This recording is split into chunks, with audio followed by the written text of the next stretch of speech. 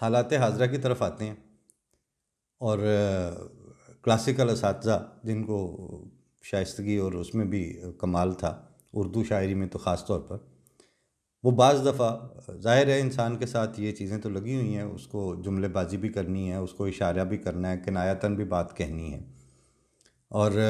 अपनी जो सतह है उससे नीचे भी नहीं आना। तो ये शेर हम सुनते भी आए, पढ़ते भी आए। मौजूदा जो सूरत हाल चल रही है हुकूमत की और हुकूमत के हाशिया बरदारों की और फिर हुकूमत पे बात करने वालों की, उनके नकादों की और उनके मद्दाहों की, वो सारे को अगर हम देखें तो वो 2 साल वो तब्दीली के और इनकलाब ले आने के और पाकिस्तान को नई बुलंदियों की तरफ गामज़न करने का दावा रखने वालों का,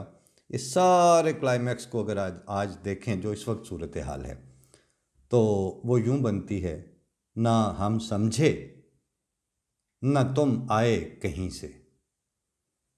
न हम समझे न तुम आए कहीं से, पसीना पूछिए अपनी जबीं से। इस वक्त वज़ीर आज़म के दिए गए ज़ोहराने, फिर उसके बाद ये बयान कि हुकूमत और काबीना में कोई दराड़ और कोई इख्तलाफ नहीं है, और इस सारे पे मुस्तज़ाद वजाहत मसूद साहब का आज का कालम कि जिसमें वो इमरान ख़ान की अलविदाई तारीफ़ें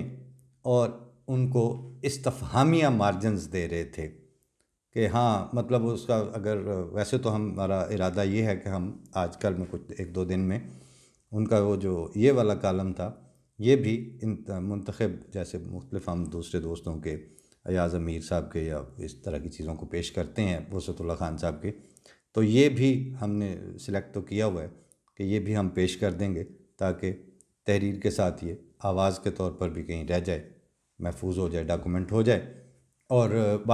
एक वजह यह भी होती है कि बाज़ दफ़ा लोगों ने उस तरह तहरीर तक रसाई नहीं हुई होती, तो कार में आते जाते या किसी वक्त भी वो सुन लेते हैं, तो वो बात का कोई नोट ज़हन में रह जाता है कि ये बात हुई थी। लेकिन बहरहाल उसमें एंड पे भी उन्होंने यही मार्जिन दिया कि अगर उसको सम अप किया जाए कि पता तो उनको था कि एक गावां गवाचियाँ तो खुरा केड़े पास जाना, तो वो अब वहाँ पहुँच गए हैं, तो अब चूँकि पहुँच गए हैं तो अब उनको क्या कहा जाए। लेकिन ये तो पंजाबी के मुहावरे में था, उर्दू में ये है कि अब सवाल ये है कि आखिरुल अम्र आह क्या होगा, कुछ तुम्हारे भी ध्यान पड़ती है। अब क्या होगा, अब क्या आगे करना क्या है, क्योंकि जो जाते जाते की जो इनके इस वक्त हरकतें हैं या जो चीज़ें सामने आ रही हैं, उसमें से एक एपिसोड तो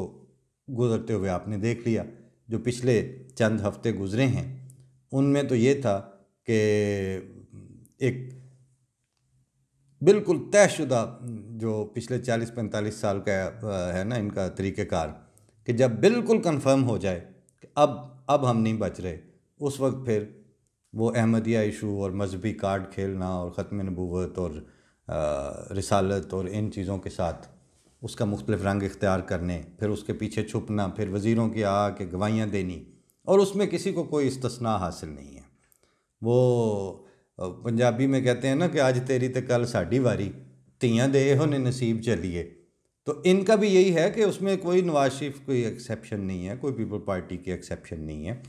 73 ऑनवर्ड जितनी हुकूमतें और जितनी रजीम्स हैं, उन सारों का ये मसला है कि उन्होंने अगर वो सियासी और इमरानी मुआहदों वाली जमहूरी सो कॉल्ड जमहूरी हुकूमतें हैं,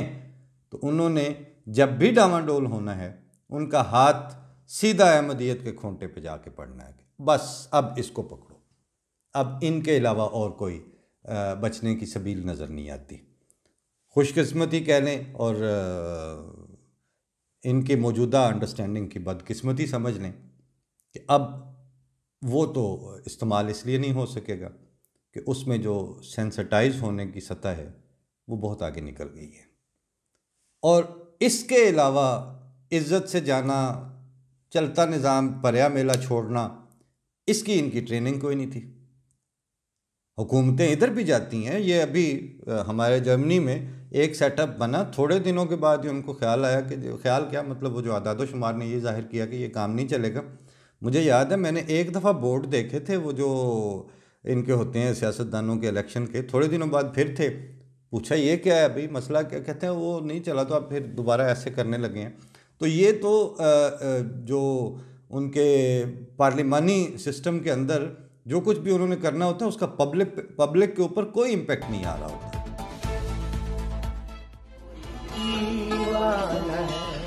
एक फरमान है,